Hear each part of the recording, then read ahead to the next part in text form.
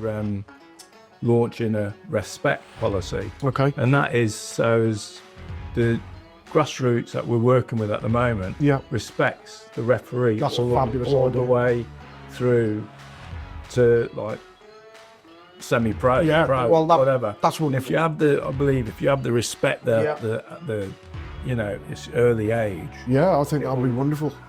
If that can be instilled, like you just said, at an early age, at grassroots, it can only help. It can only help the players. It can help the coaches. It'll help us.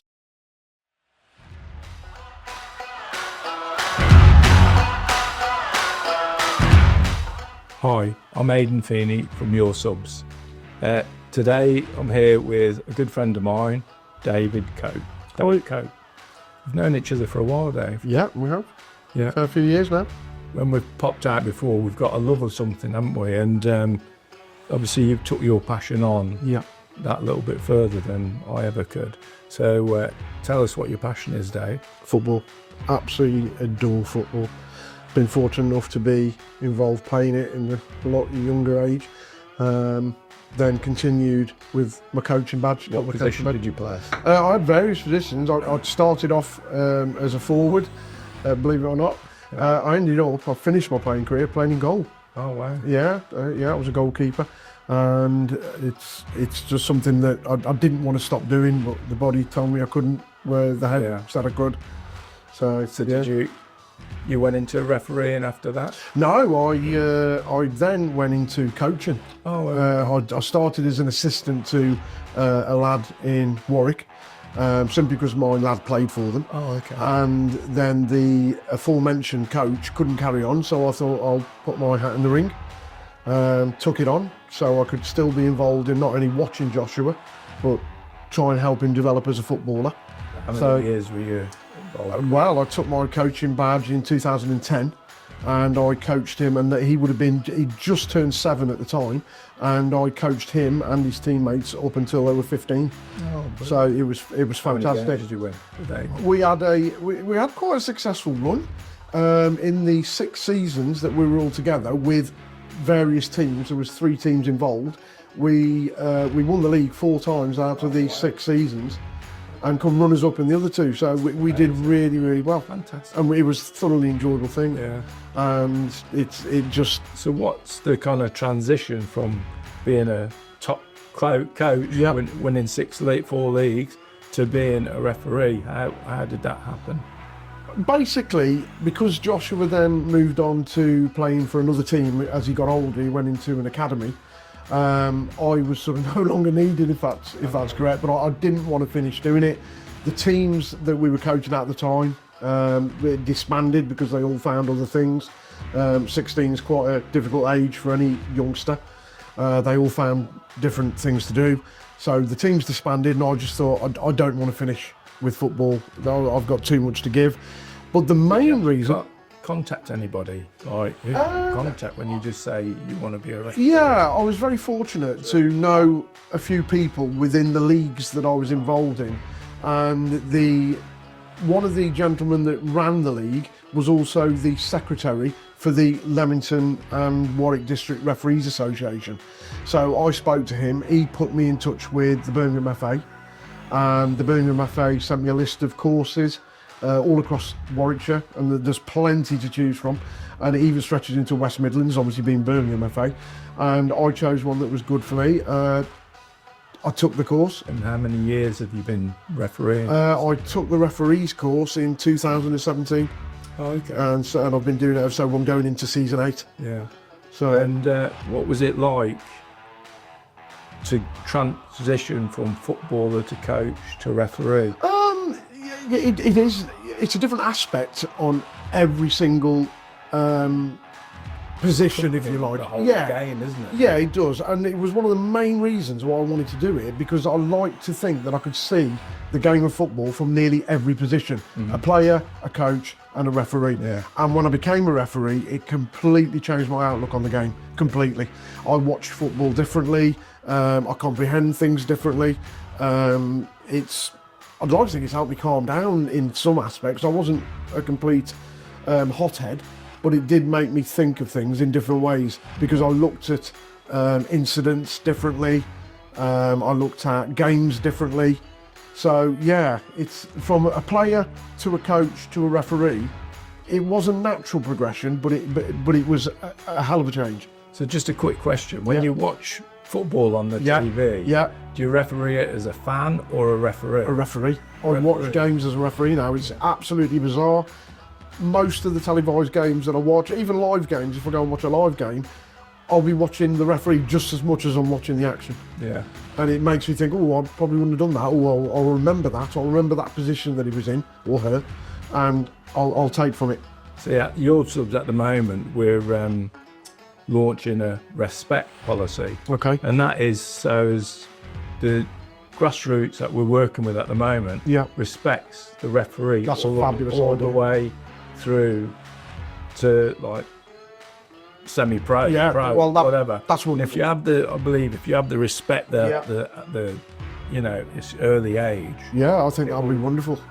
If that can be instilled, like you just said, at an early age, at grassroots, it can only help. It can only help the players. It can help the coaches. It'll help us. I mean, do you get?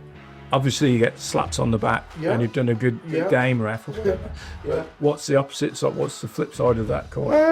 The flip side of that coin is being told that you made too many bad calls, you didn't do a particular thing right, or you missed a decision or an incident.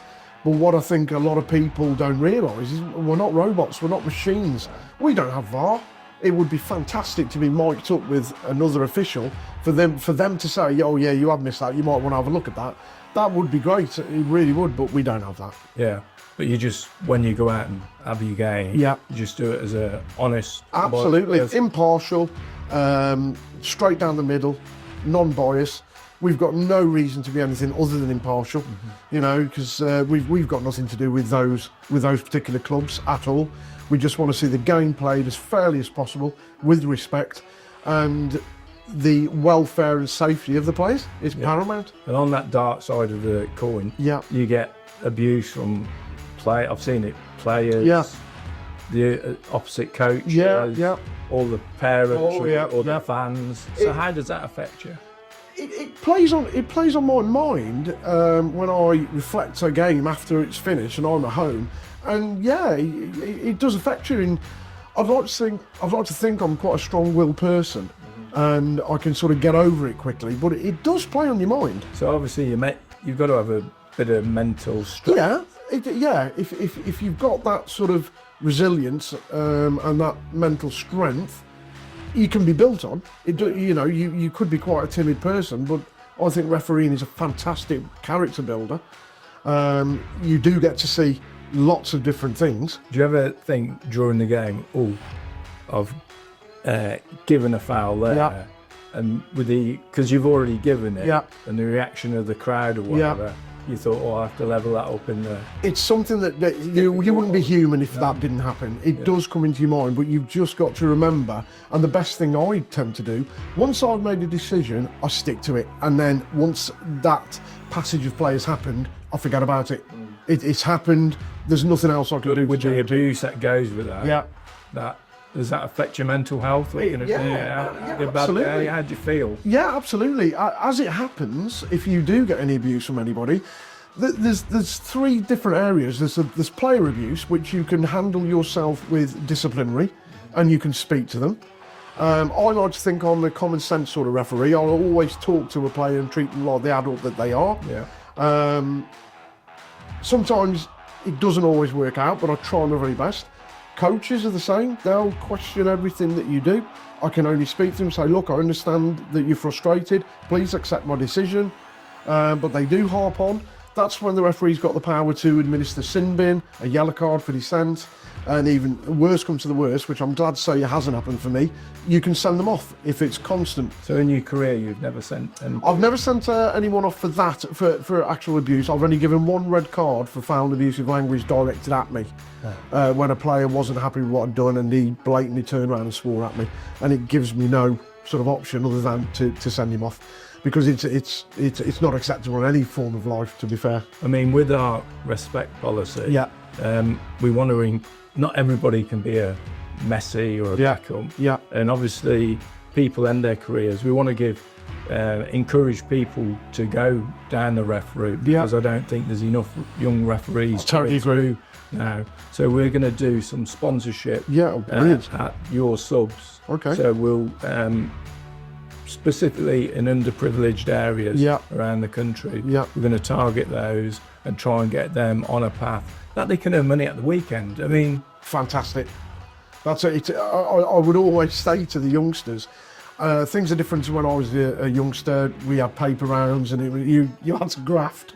Not that we don't graft as referees, but the referee path, not only for football development for a youngster, also like a responsibility how to learn to deal with money, and also how to go down a route that they probably wouldn't have gone down.